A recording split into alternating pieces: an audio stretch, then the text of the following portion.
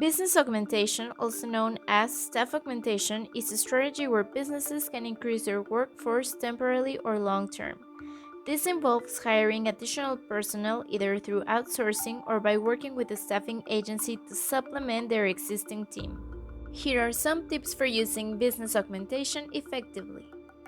Define your needs. Identify the specific needs of your business, including filling a skill gap, handling a temporary workload increase, or supplementing a project team.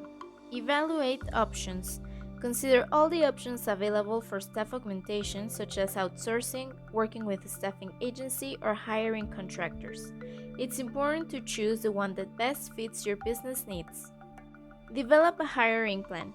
This should include a timeline for hiring, a budget, and a job description that outlines the qualifications and experience required for the role. Select the right candidates. Look for those who have the necessary skills and experience to fill the role. It's important to consider factors such as culture fit, work ethic, and communication skills. Integrate new hires into your existing team.